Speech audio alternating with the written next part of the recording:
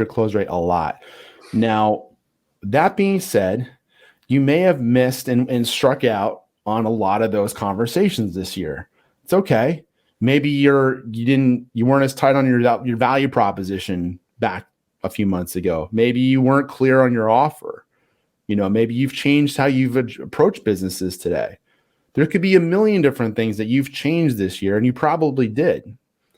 So the people that you talked to before probably don't know the level up you've done to get to where you are today. And they would most likely benefit if you could redo that conversation again, replay it. The version that you have today, they could benefit from. So what you need to do is you need to go back and go back in time, look at all your SQLs, look at all your sales appointments, and make a list. Those were at one point hot leads probably, right? Or warm leads. Go back. And this is a part of our strategy. We talk about this all year. It's very relevant to this conversation today. But this is how to stack your pipeline. This is a guide, guys. We call it 21 ways to accelerate your pipeline. This is one of the principles that we talk about in this action guide. And you can get this right now, download it for free.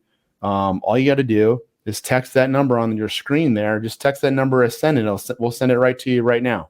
It's awesome. But it talks about in here what we're saying, which is go back to all your appointments. Go back to all those leads you didn't close and get them on a list. Get them in your CRM. Get them in a ready to go plan, and start emailing and calling these people right now in the next few days, and ask if they still have that issue. I'm telling you, if you want a fast action response and some quick pick me up from where we were type conversations, go right back to them right now and say, hey, it's been a while, guys. I hope you've had a lot of success this year. We sure have. And I was just thinking of you. One, I wanted to wish you a happy holiday season and appreciate our conversation this year. But two, I was genuinely curious. Last time we spoke, you said this was going on in your business. Is this still the case today? And wait, right? And they'll tell you, right? It may be like, no, we figured it out. We this is what we're doing up to now. And actually, I'm actually glad you reached out. Here we're doing this, and we're thinking about this. There might be a whole new opportunity for you. Or they could say, and this has happened because we've done this, and this is what people are saying to us, as they'll say, no, you know what? We're still in the same spot. We're still in the same spot that we were in March. What? Dude, you had 9 months to fix that. You're still there? What? Yeah. We gotta talk. We have up leveled some things that we're doing that could help you. Would you be open to having a conversation again? See, that's what I like, James. What you just said right there to me is, if it's been a few months, and again, you're right on. It's amazing. James and I uncover leads. We're all busy people, right? And just so you know, if you haven't had a chance to follow up on a lead, or it's been a couple months, please do not be too hard on yourself, right? Busy people. That's why you're listening to sessions like this. It's to remind us and get good tips. And we're all busy people.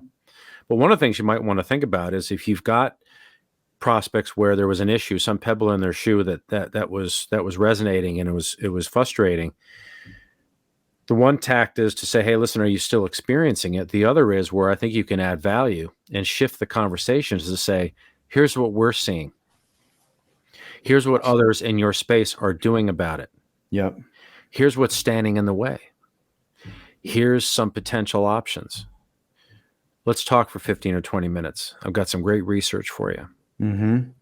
So that's how you can go back and say, listen, we all live by now a huge degree of FOMO, right? Fear of missing out. And, we can play upon that in a very strategic way. The other thing is you're going to look at these leads and you're probably going to find more than 5. Let's just say if you're stuck with 20, you need to think about, okay, well, how are you going to prioritize that? So a couple things when you do this lead stacking exercise, and I really encourage you to download our lead stacking exercise, the freemium we have, the 21 ways to accelerate your pipeline. That's a really good tool, is to think about this concept around what to do now before the end of the year. And my famous phrase is do what's closest to the money first, Yes, always. right? Always. If you still have some proposals laying out there in maybe land, you got to call the ball, and I'm going to talk about a closing discipline you can use. That's something to say, hey, listen, let's relieve us both of the incompleteness of having our conversations kind of hang, right? I know that in many cases, some organizations or financial professionals or leadership are asking for money back, to put money back to close the year strong, or budgets are still being confirmed for next year. That's a reality. What I try to do is clients, just let me know what the situation is. It's okay, because you'd rather have a no than a maybe, right? And I think your organization would always appreciate an accurate forecast.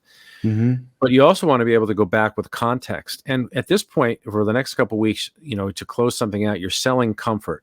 I would not lead with an incentive like a discount or money off, because I use the phrase in negotiation skills, beware the naked number. Yep. Because if you're telling me 20, I'm like, well, why not 30? And why did you start there? Exactly. There's no consequence there. It's like, listen, let me help you accelerate this opportunity, or add some value-added service that costs very little to you or to the organization, but has a high value to your client. Like for James and I, we can add additional messages for your our AI prospecting campaigns. We can add additional online virtual coaching sessions to our training engagements. They're still valuable, and there's a high dollar ring associated with those. But for us, if we could add a few of those, right, we're still working out of our office and wearing jeans and our sweaters and feeling comfortable and just adding some additional value. That's high value for a client. So I would lead with additional insights, updates, additions to sweetening the pot, not in terms of a discount, but greater deliverables that have a high value, high perceived value, but a low actual cost to your organization to try to get things going.